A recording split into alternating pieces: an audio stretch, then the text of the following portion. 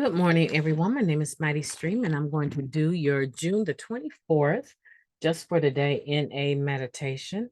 Been trying to get to you guys for seems like all morning.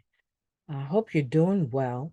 If you need to reach me, feel free to do so at recoveryofhope21@gmail.com. Let's go ahead and get into this meditation. You ever have those mornings where early phone call comes in and you kind of wish you had not answered the phone? Okay, June 24th, tolerance. This will be beautiful. Ever reminding us to place principles before personalities. Tradition 12. Sometimes it's hard to accept others' character defects. As we recover, we not only listen to others talk in meetings, we also watch how they walk through their recovery. The more we get to know other members, the more we become aware of how they live their lives. We may form opinions about how they work their program. We may find that certain members upset us, or we may even hear ourselves say, if I worked their program, I would surely use. We have found tolerance to be a principle that strengthens not only our own recovery, but also our relationships with individuals who are a source of irritation to us. It becomes easier to accept other members' frailties when we remember that we ourselves rarely turn over our own character defects until we become painfully aware of them. Just for today, I will strive to accept others as they are. I will try not to judge others. I will focus on the principles of love and acceptance. Let's take a moment of silence, followed by the we version of the Serenity Prayer. Moment of silence now, please.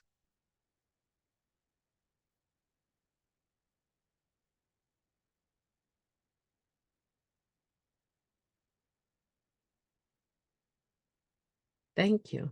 God, grant us the serenity to accept the things that we cannot change, the courage to change the things that we can, and the wisdom to know the difference. Tolerance. Placing principles before personalities, it really does take tolerance, doesn't it? And I think for me, what helps me to do this is that I remember my own shortcomings, my own character defects, all of the times that I said, I'm gonna stop doing this and get in a meeting and do it again. Say it like that one more time. Come across to others like that one more time, even though in my mind, that's not where I want to go. That's not what I'm trying to do. I am trying to learn how to hold my tongue and not always have something to say about stuff that absolutely has nothing to do with me. Refraining from being so vocal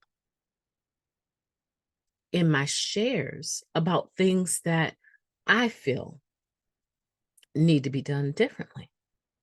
I remember those moments. And I can tell you right now, I have few moments like that. But I'm not really certain it's because I've developed this self-control thing so well. I just think that there's fewer opportunities, right? I still possibly think those things, but I'm in fewer in-person meetings. There's fewer opportunities for me to actually be annoyed and have a need to even work on tolerance, right? So I remember when people begin to rub me the wrong way, because we all have people in the rooms that rub us the wrong way, right? When people begin to do that, I remember, ooh, girl, you used to set some fires in meetings. Your behavior was ridiculous. And no one told you.